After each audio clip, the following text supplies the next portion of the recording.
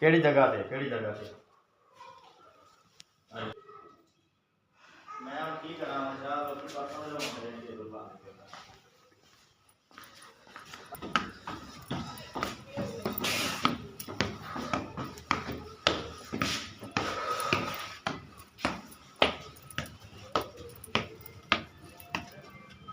दो कमरे में।